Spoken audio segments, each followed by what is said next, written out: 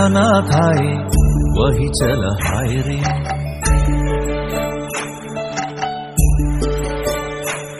Good morning সবাইকে, আমার নতুন একটি ব্লগের সাথে সবাইকে জানাই অনেক অনেক স্বাগত। আশা করি যে যেখানে আছো ভালো আছো, সুস্থ আছো। তো আজকে আমরা তিনজনে চলেছি একটু মায়াপুর ঘুরতে। আর মায়াপুরে যেহেতু পাশেই গঙ্গা বয়ে গেছে, তো ওখানে গঙ্গা স্নানটাও সেরে নেব, কারণ অনেক দিন হলো গঙ্গা স্নান করা হয়নি। তো সামনে কিছু পুজো টুজো আছে, ওই জন্য আমরা গঙ্গা স্নান আর মায়াপুর ভ্রমণ দুটোই একসাথে হয়ে যাবে।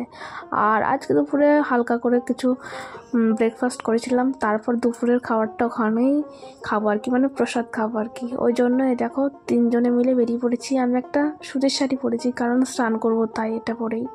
তো রাস্তায় আস্তে আস্তে আমরা ঠিক চলে এসেছি মায়াপুরের কাছে। এই দেখো মায়াপুরের যে বড় মন্দিরটা, ওটা দেখা যাচ্ছে। এটা এখনও উদ্বোধন হয়নি, কিন্তু অনেকটা কাজ এগিয়ে গেছে। সেই কবে ছোটোবেলায় বাবার সাথে এসেছিলাম, তখন থেকেই দেখছি কাজ হচ্ছে, তো এখনও হচ্ছে। আমি আবার বাচ্চাকে নিয়ে চলে এলাম, তো সেটাই ভাবছি কত তাড়াতাড়ি বড় হয়ে গেলাম। আর এই মন্দিরটা এতটাই বড় যে কাজ হতে প্রচুর সময় লাগছে।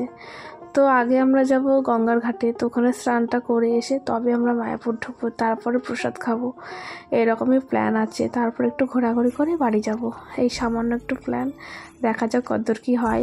আর একটা কথা, আমার মেয়ের আজকে প্রথম গঙ্গা স্নান, সেই জন্য একটুখানি ফুল তারপরে মিষ্টি গঙ্গা মাতাকে নিবেদন করব। তো এরকম একটা নিয়ম আছে যে যখন কোনো বাচ্চা প্রথম গঙ্গা স্নান করে, তখন গঙ্গা মাতাকে একটু ফুল মিষ্টি অর্পণ করতে হয় আর কি।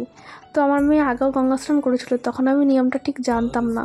তারপরে কাকিমা জেঠিমারা বলল যে এরকম একটা নিয়ম রয়েছে, তো সেই জন্য আর কি আজকেই সেই নিয়মটা পালন করা হবে। আগে হয়নি, আগে জানতাম না তাই।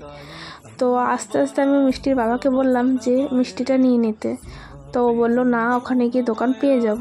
তো এখানে দুর্ভাগ্যবশত সেরকম কোনো দোকান খোলা নেই, তো ওকে আবার সেই ব্যাক করতে হলো ওখানে আর কি, যে মিষ্টির দোকান রয়েছে পিছনে ছেড়ে এসেছি। তো এই নিয়ে বলছিলাম যে দেখেছো ফালতু সময়টা নষ্ট হলো। তো আমরা মা মেয়ে এসে গঙ্গার অপরূপ সৌন্দর্য উপভোগ করছি, আর ওর বাবা গেছে আবার সেই মিষ্টি কিনতে। তো থাকলে বেশ ভালো হতো, একটু ঘোরাঘুরি হতো, ছবি তোলা হতো, তারপর স্নান টান করা হতো। তো ফালতু সময়টা অপচয় বলতে কি, এই যে একটা কাজ দুবার করা। তো গঙ্গার দারুণ সুন্দর হাওয়া দিচ্ছিল, তো সেই হাওয়াটাই আর কি উপভোগ করছিলাম। তো আমার মেয়ে বলছিল দেখো মা কত জল, তো আমাকে টেনে টেনে ঘাটের দিকে নিয়ে যাবে। তো ওর তো স্নান করতে খুব ভালোই লাগে, ওই দেখো কীরকমভাবে টানছে, দেখো ওর প্রচণ্ড স্নান করতে ভালো লাগে। তা আমি বলছি বাবা আসুক একেবারে স্নান করব, কারণ একটু নদী তো একটু নামতে একটু ভয় লাগেই, ছোটো বাচ্চা নিয়ে কেউ একজন না থাকলে কীরকম একটা মনে সাপোর্ট পায় না। তোর বাবা এখনও এসে পৌঁছায়নি, কারণ অনেকটা দূর যেতে হবে। আমার যতটুকুনি আন্দাজ, যে মিষ্টির দোকানে আমি নিতে বলেছিলাম সেই মিষ্টির দোকানে ওকে আবার ফিরে যেতে হয়েছে। তো আশেপাশে একটু ঘুরছিলাম, হাঁটাহাঁটি করছিলাম, চারিদিকে যে সুন্দর সুন্দর ফুলের গাছ রয়েছে, কত মানুষজন রয়েছে, এগুলো আর কি মেয়েকে নিয়ে দেখাশোনা করছিলাম আর কি। আর ওর বাবার আসার ওয়েট করছিলাম। তো আসলেই আমরা যাব স্নান করতে। প্রচুর মানুষ স্নান করতে এসছে এখানে প্রত্যেকটা দিন, আর বিশেষ করে কোনো পুজোর আগের দিন বা পুজোর দিন, যখন গঙ্গা স্নান করার প্রয়োজন হয়, তখন প্রচুর ভিড় থাকে। আর দেখতে দেখতে মিষ্টি রানীর বাবাও মিষ্টি নিয়ে হাজির হয়ে গেছে। তো মিষ্টি রানী দেখেই বলছে আমি একটু খাবো। ওই জন্য ওর বাবা বলছে সামনে যে জায়গাটা, ওখানে গিয়ে চলো দাঁড়াই, ওখানে গিয়ে ওকে খাওয়াবো। আর আমি বলছি চলো শোনো, আমি হেঁটে যাচ্ছি সামনে তো। কিন্তু আমার মেয়ে আমাকে না নিয়ে আসবে না। এই দেখো দাঁড়িয়েছে, এদিকে মিষ্টি তো খাবে না, অল্প একটু খাবে, কিন্তু পায় না। ওই দেখো যা একটু খাবে, খানিক বাদে জল খাবো, এটা খাবো, এইসব পায় না।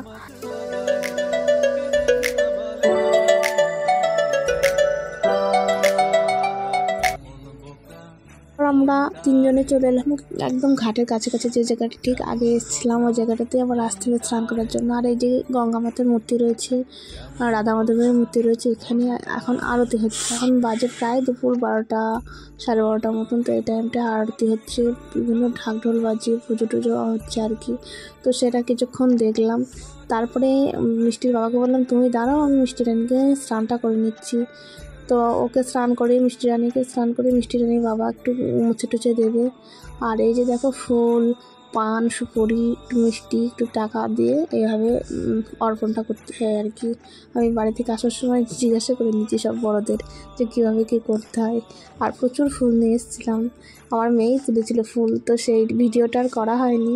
তো এই দেখো মেয়ে তো জল থেকে উঠবেই না, আর মেয়ের বাবাকে বলছি ভিডিও করে দিতে। তো কী অবস্থা দেখো, ভিডিও তো আমাকে দেখা যাচ্ছে না, জলটাই বেশি দেখা যাচ্ছে। তো যাই হোক, এই দেখো মিষ্টি রানী স্নান হয়ে গেছে, এবার আমাকে উঠতে হবে। তো ঘাটের জলটা বেশ পরিষ্কার পরিচ্ছন্ন ছিল, আর নিচে কাদা ছিল না, বেশ বালি বালি ছিল, বেশ ভালো লাগছিলো স্নান করতে। তো এবার মিষ্টি রানী তো খুব আনন্দ হয়ে, দেখেছো কত হাসি, ও স্নান করতে ছোটো থেকে খুব উৎসাহী, এটা একটা প্লাস পয়েন্ট আর কি।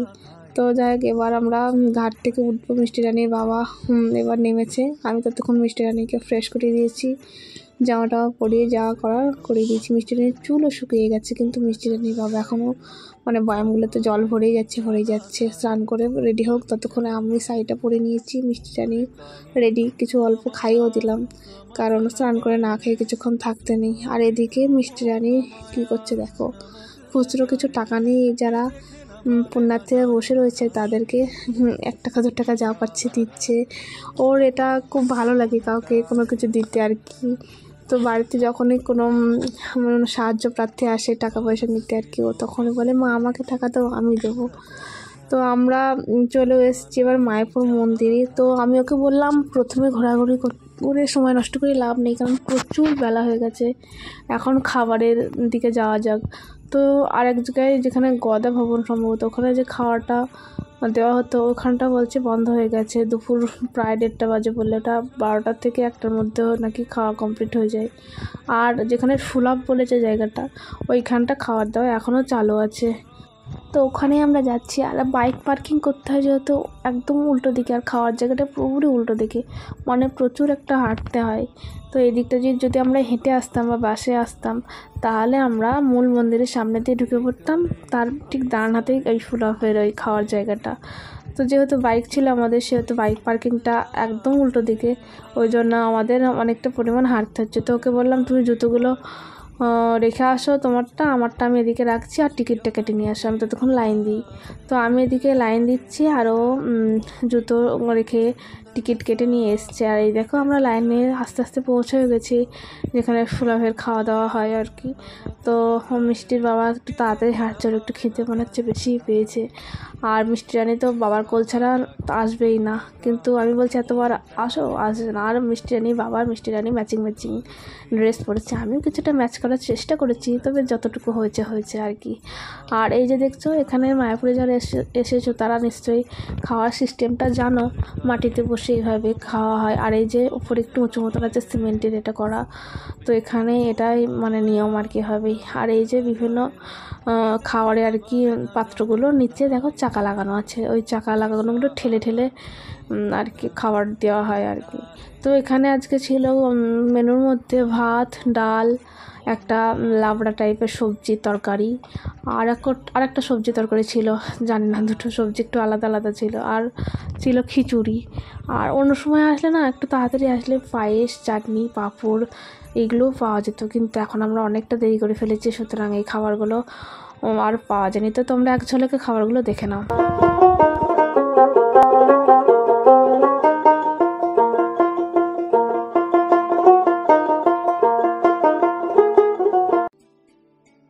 তো এখানে খাওয়া দাওয়ার পর আমরা পাতাটা এখানে নিজেই ফেলতে হয়, তো নিজে ফেলে আর আমরা হাঁটতে যাচ্ছি, আর একটুখানি ঘোরাঘুরি করবো, একটুখানি বসবো, কারণ খাওয়া দাওয়ার পর প্রচণ্ড গরম লেগে গেছে আর হাঁটতে পারছি না।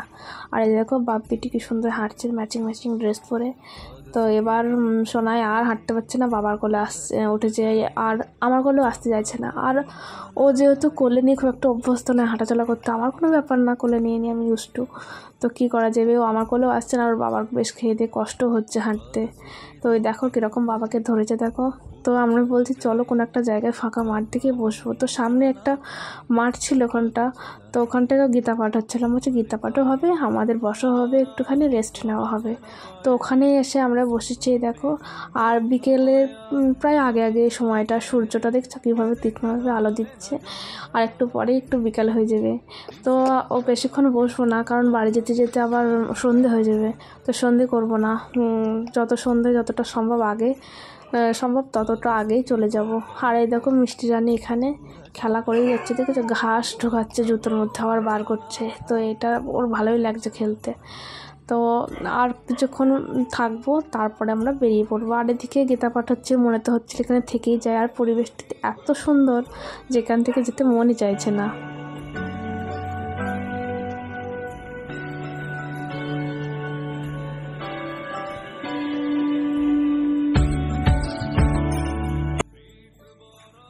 মিষ্টি রানীর বাবার আবার হঠাৎ করে ঘুম পেয়ে গেছে, কারণ খাওয়া দাওয়া হয়েছে, এত সুন্দর হাওয়া দিচ্ছে আর জায়গাটা এত সুন্দর, জোর মনে হচ্ছে যেন ঘুম ঘুম পায়। তো আমাকে তাড়া দিচ্ছিল যে বাড়ি যাওয়ার জন্য, তো আমার আর কিছুক্ষণ থাকার ইচ্ছা ছিল, তো কি করব। আর এদিকে মিষ্টি রানীরও ঘুমের সময় হয়ে গেছে, কারণ আজকেও সকাল থেকে একটুও ঘুমায়নি।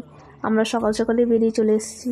তো ওকে বাড়িতে নিয়ে যাওয়ার আগেই আমার মনে হচ্ছে বাইকে যেতে যেতেই ঘুমিয়ে পড়বে। তো ভয়েস ওভারটা যেহেতু পরে দিচ্ছে, সেই জন্য তো বলতেই পারছি বাইকে যেতে যেতেই ঘুমিয়ে পড়েছিল, কারণ বাইকের হাওয়া পেলেই ও ঘুমিয়ে যায় একটু যদি ক্লান্ত থাকে। আর এই দেখো মিষ্টির বাবা আর মিষ্টি রানীকে একটু ভিডিও করে দিচ্ছিলাম। তো ও তো এখনও খেলবে, ফুল অন এনার্জি, কিন্তু আমি তো ভাবছি ওর এখন আনন্দে এনার্জিটা হচ্ছে, কিন্তু আসলে এনার্জি নেই, কারণ সারাদিন ঘুম খাওয়া দাওয়া ওর কিছুই হয়নি। তো এই দেখো আমরা বাড়ির দিকে ধরে নিয়ে যাচ্ছি, আর ও ভাবছে কিনা যে আমরা এখনও ঘুরবো হয়তো। এই দেখো আমরাও কিছু একটু ফটো তুলে নিলাম। তারপর বাইকে করে কিছুটা রাস্তা আসার পর ওর মনে হয়েছে যে আইসক্রিম খাবো, তো রাস্তায় একটা স্টলে দাঁড়িয়ে আইসক্রিম খাচ্ছিলাম, আর মিষ্টি রানীও একটু একটু খাচ্ছিল।